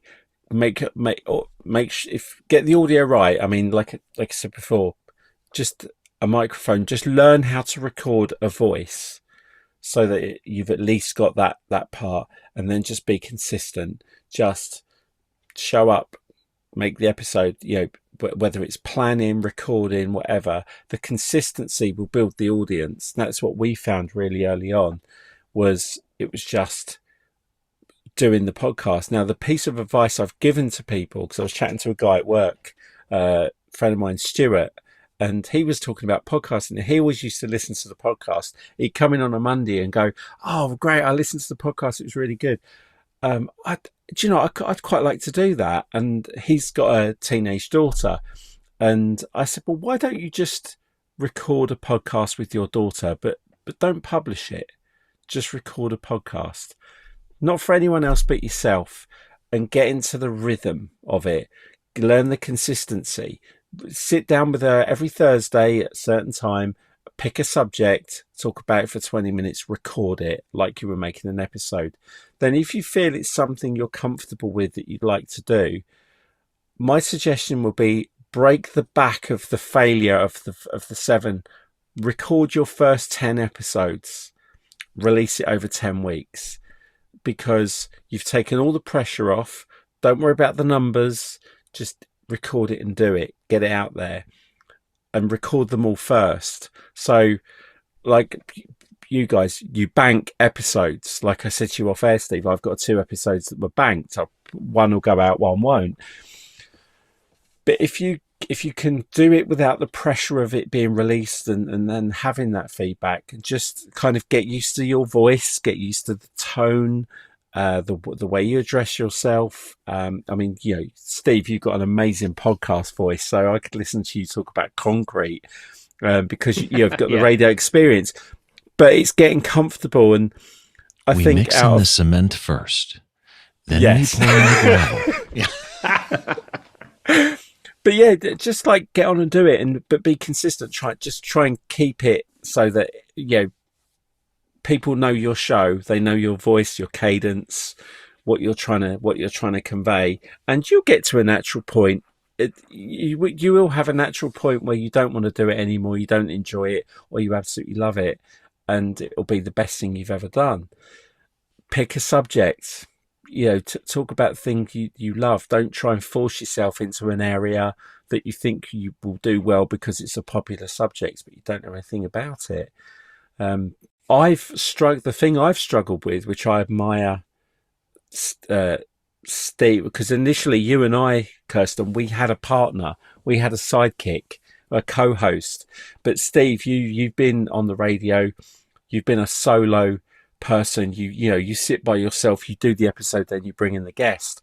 I think in the whole history of He Shoots, He Draws, I think I've done 2 episodes where it's just been me. I was one of them. Really weird. Yeah, it was really me. No, I mean, even without a guest. Oh, okay. Yeah, just me, just purely nobody else, just a list of subjects and me just talking for however long. Because I do the intros, that's different. But I did 2 episodes where it was just me talking with nobody else. It was very weird. That's an interesting thing, actually, because if I just interject there real quick, that's an interesting thing, because it is very different when you're just talking to camera compared to when you have somebody to talk to, whether that's, an interviewee that you're interviewing, or whether it's actually somebody in the studio that you're talking to, like your co-host or something. It's very different. And so one of the things that I've sort of done over time, this is just something that has sort of developed over the course of a couple of years or something, was that, I used to put myself under a lot of pressure, like getting that episode out every Thursday and having something there. And then, of course, things happen, like a guest cancels or something happens or whatever, and then you don't have an episode. Then you start to really freak yourself out because, it drives you nuts because you have to put something out. You don't want to let the audience down. And then what do you do? And so over time, I've come up with a very simple concept, actually. I just have 2 parallel formats of the show. Like, one is where I'm interviewing people, and that's 90% of the time, 95% of the time, that's what happens. But there are also those episodes where I call them solo flights, where I just talk about a particular subject. And sometimes that may be because something's happened in the world of photography, like a new camera has just come out, and this is like the all singing, all dancing thing that everybody's talking about. So I'm going to make an episode about that.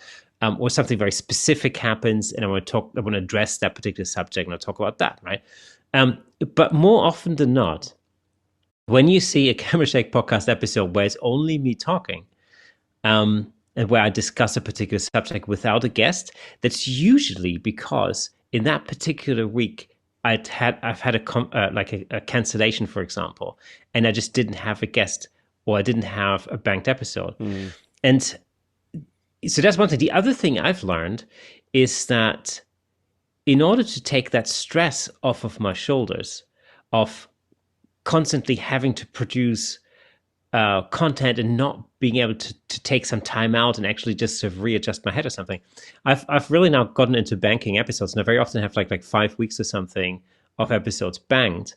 And what that allows me to do is when everything just gets too much, or I just really need some time off, I actually have the flexibility of just taking a few days, a few weeks off. For example, I had to go to Germany to be part of a memorial celebration for a relative of mine.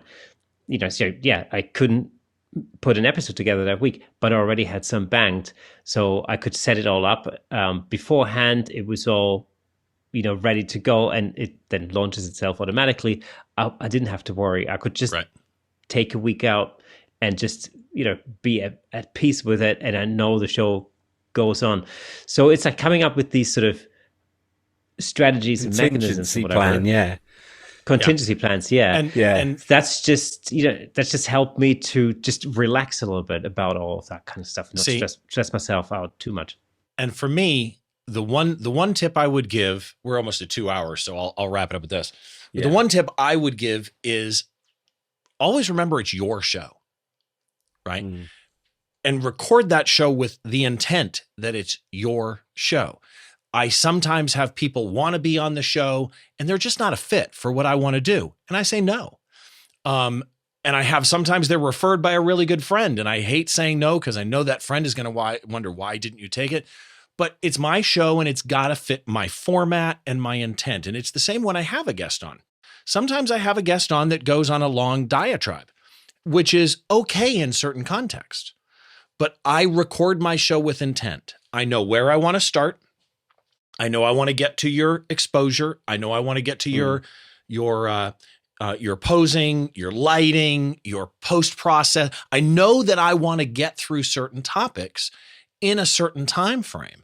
And so I start the show with the intent of, I expect it to be an hour, 45 minutes, hour and 50, somewhere around there.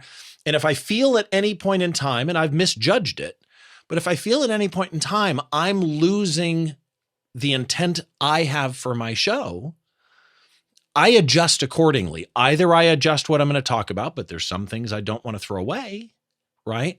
So like one of my favorite tricks, this is an old radio interview trick. Great way to take a conversation from somebody. They're talking, and all you have to do is find a breath, and you interject politely. You know what? Let me just say, I think you're really right about that. And you finish their thought, right? In whatever, it doesn't have to be the thought they had. You just finish the thought, right? So they're in the middle of talking and you go, as they breathe, you know what? I totally agree with what you said. And I think that's going to be X, Y, Z. So when we move to then the lighting, what did you do here? Right? So it's interject, finish their thought, and then just immediately switch gears and go somewhere else. If you're starting a new podcast and you've never interviewed somebody, you better learn how to manage the interview. And again, watch talk shows, watch Graham Norton, watch Jimmy Fallon, watch, whoever, watch the old Johnny Carson shows, and really learn how to manage the interaction with a guest that is either talking too short and you got to make crap up on the fly because, you were in the middle of a cough thinking they were going to go on for a second and they said one word, or vice versa. And that is they're going into the weeds and you really want to keep it tighter than that. and you've got to be able to pull it back, and you'll get crap for it, right? People will say you interrupted your guest, but that's okay because it's your show, right? Always remember it's your show and record it with the intent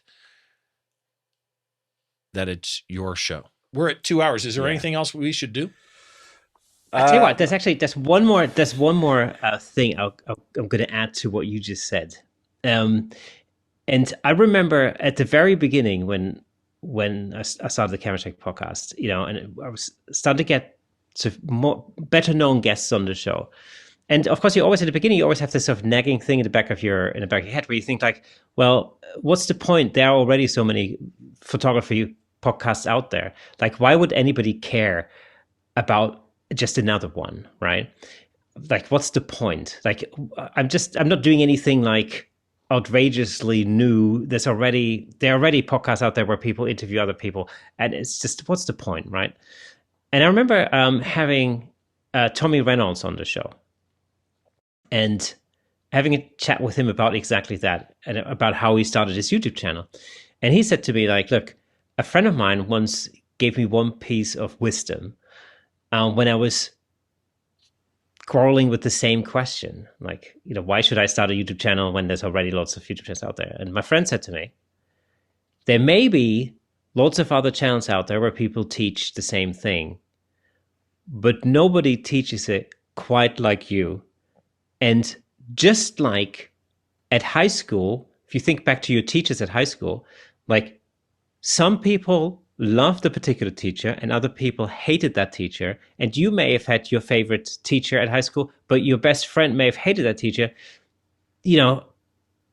People respond to people in very specific ways. Yep. And there's an audience for everyone. Yeah. And basically what I mean is that the way you interview somebody is unique to you, and there'll be an audience there who will like the way that you run your show. And that's what makes it unique for that particular audience. And that's as good as any a reason to get started. Yeah, because nobody's going to do it quite like you. I totally agree. And so that everybody knows, because we didn't say this at the beginning, we're each, or maybe we did, we're each going to release this show on our own channels at the same day, probably not the exact same time, but on the same day. And so since we're each going to be on each other's channels, we should probably say where people can find us. So, Kersten, where can people find you? The Camera Check podcast, you can find the Camera Check podcast on all audio platforms where awesome podcasts live. So no matter whether you're listening to Apple Podcasts, Spotify, Google, whatever it may be, you'll most likely find it there. If you're watching or if you want to watch the video version of the podcast, then just head over to youtube.com/Camera Shake, where you'll see this podcast in full Technicolor. Dave, what about you? Well, mine's going to be audio only, but I will put this up on my YouTube channel, but I can't remember what my YouTube username is. I think it's Dave Clayton or Dave Clayton. But I need to do some work on it. But generally, He Shoots, He Draws is on Instagram, Facebook, but Instagram and just any podcast app is where you'll find all the old episodes. And then we're restarting back in May anyway with new stuff. But yeah. And thank if you you to have everyone that does comments support all of us on the video, it's my fault. If you want to find me, the podcast is Behind the Shot. It's at behindtheshot.tv, and it's Behind the Shot TV on our socials. And then if you want to find my personal site, it's at Steve Brazill, like the country Brazil, but 2 L's.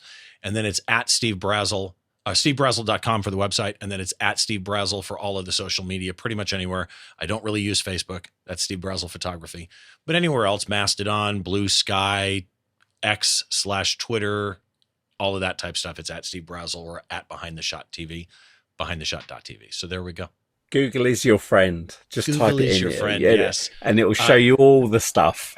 Guys, again, I appreciate your inviting me to this so much. Oh, honestly, thank you for all the work you've done into making this the video extravaganza that we've been able to do, because I'm learning all the time. The whole Ecamm thing and OBS, it's video is something I'm moving more into. So, thanks to both of you for what you do, and this has been like so much fun.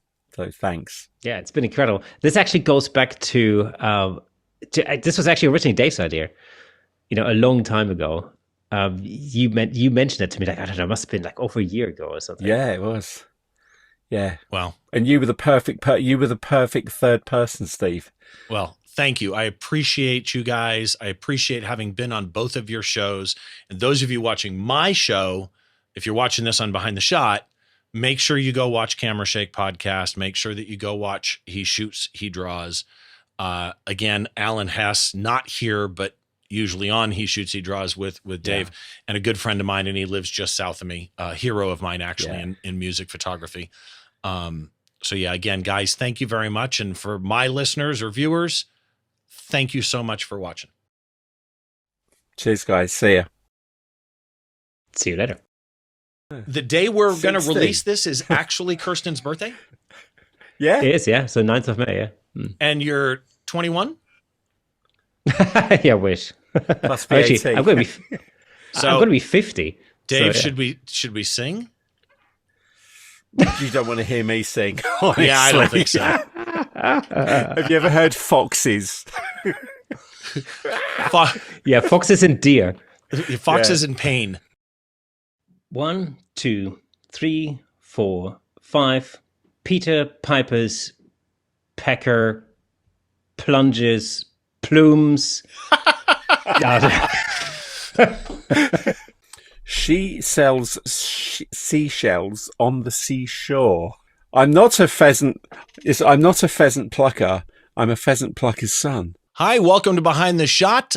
Hi, welcome to Behind the Shot. I'm Steve Brazill, and today's show is going to be a little different. Normally, about now, I would do a little bit of a kind of an intro, and then I would tell you about what the show is going to be. What the hell am I doing?